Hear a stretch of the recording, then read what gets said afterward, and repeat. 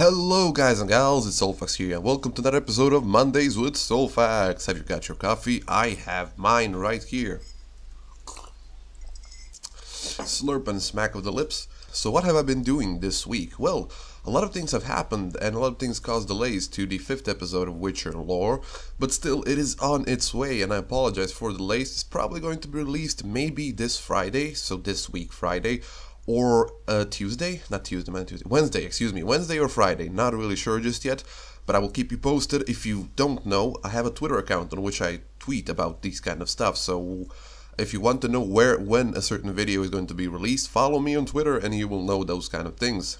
Anyhow, next thing I want to talk about is what exactly you're seeing on the screen. No, this is not your regular Witcher gameplay, it is me using a tool from the person that I mentioned in the last video. His name is kind of hard to pronounce. I'm gonna type it out on the screen because, well, it's just a random sequence of letters from what I've seen. It's probably an acronym of some sorts. It is RMEMR. So, Mr. Ermerm. Yeah, we're gonna call him Mr. M. So he released this mod that works with a bunch of other mods to be able to create cutscenes in The Witcher 3 using The Witcher 3 assets. And it's amazing. It is really hard to work in, but it's so incredibly amazing because you have so much freedom. So let me just try and explain what you're seeing on the screen. So there are essentially, I think, 6 or 7 different windows. We're going to call them windows. They're actually functions, but because they open in different windows, we're going to call them windows. So the first window is naturally setting up your scene. A scene is this mod is like a scene in any movie. You set up your camera, you set up your everything, and then the scene playing. That is the final product. And you can segment each thing in different kinds of scenes.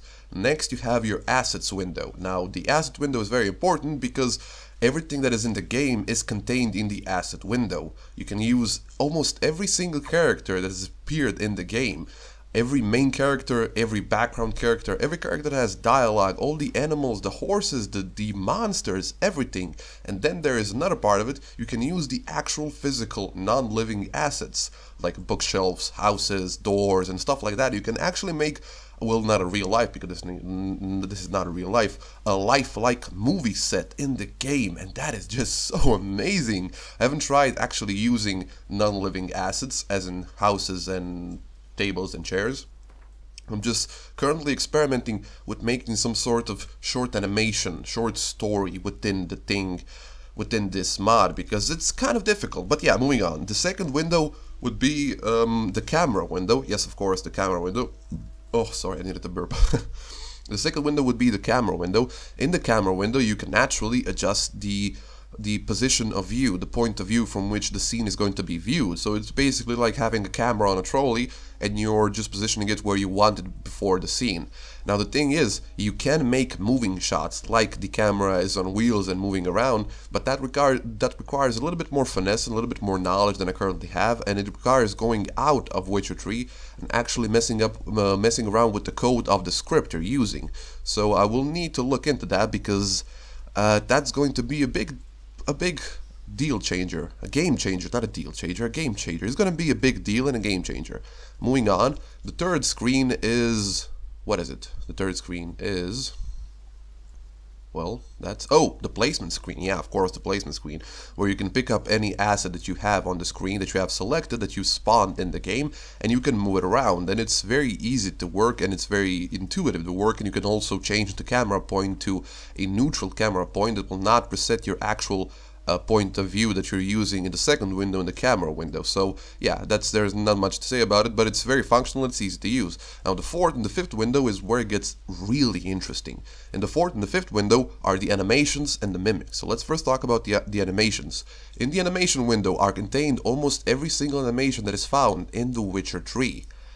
And I just can't tell you how good these animations are, where you can look at them individually and cycle through them, and there's so many of them. There's so many of them.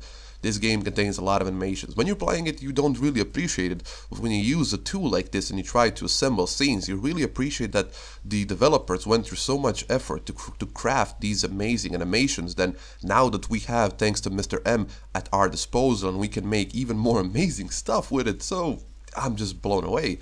Animations are mostly segmented in two big parts. Moving animations, animations in which the asset that you're using is most likely a living thing, and the asset is actually moving in a certain direction or performing an action. And the second part would be segmented for idle animations of, again, living assets, because like non-living assets don't have a lot of animations. So yeah, you really do get what I mean, I hope. So the first part of the animation that you're seeing on the screen is Geralt, I think, sitting down, and Geralt is walking. That is the first part, that is the moving part of the animations. And then the idle animations would be just Geralt or somebody else standing around and shifting his weight, or reading a book, or I don't know, doing stuff like that. Now moving on to the fifth window would be the mimics, and this is again so amazing. The mimics window contains every single facial expression found in the game, from what I can tell, or just an extraordinary amount of facial expressions.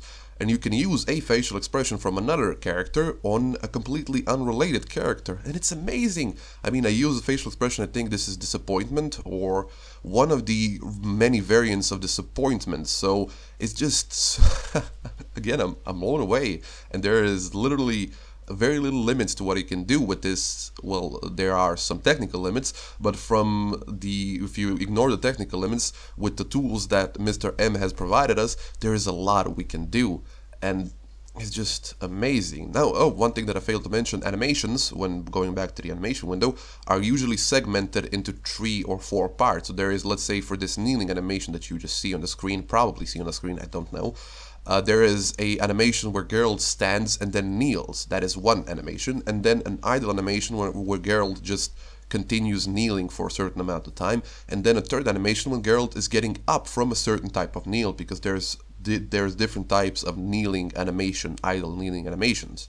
So yeah, it's extremely interesting. And there's also a lip syncing window, which I haven't tried using yet, and it's probably going to be amazing, where you can lip sync the audio from the game, or you can actually create your own audio, I think, and use it to lip sync it with that. But that requires another mod, another program, a third-party program. So it's just again, I'm so excited for this. It's amazing. It looks amazing, and it's hard to work in, but it is so completely amazing. And I'm really not doing justice to Mr. M and to his work here, because what you're seeing here is just a very basic.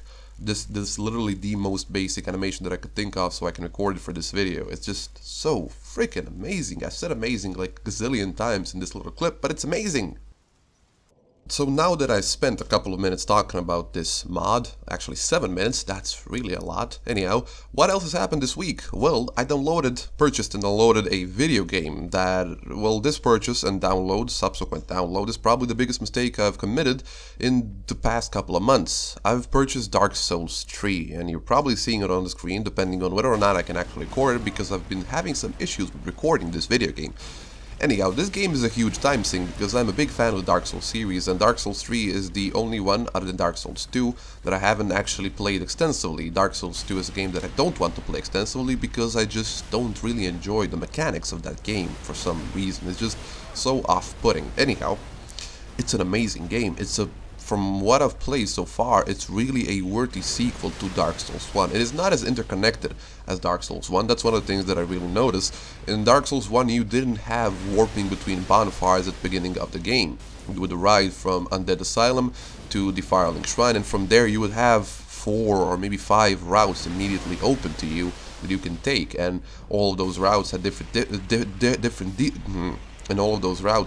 incentives for you to take, and different items that you can actually obtain while going for those routes. There is not a single main route. There is a single main route, but there is not a required route. And in Dark Souls 3, there is a required route. And I'm relatively okay with that, because the game is more streamlined. It is a lot easier to get into this game than Dark Souls 1.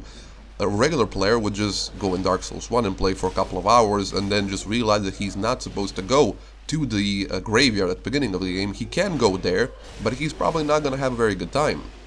On the flip side, because Dark Souls 3 isn't so interconnected, it feels kind of like you're going through a linear passage, it just kind of feels linear, but still there is a lot of things to explore, and the locations that you explore are very open. You can go through a lot of different passages. There is a lot of different shortcuts in this game, and there is a really huge abundance of bonfires for some reason.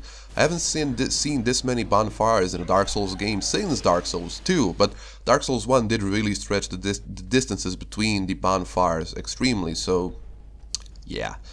Other than that, that's basically the only thing that I've been doing this week, playing Dark Souls and recording this video. Also, maybe in the future I should probably mention this, a lot of you won't, well, 10 people that watch this video will probably not reach this part of the video. I'm working with another person on making some different style, a different kind of Witcher 3 videos, and I will talk about that in the future when we get something concrete made together, but be excited for that, because that is probably going to be extremely amazing. But anyhow, I hope you enjoyed this video. For the next video, that is probably going to be again next week, I will be again talking about some other things. I don't know why I just said any of those things. Yeah, my name is Soulfax, hope you enjoyed this video, and I will see you next time. Bye bye!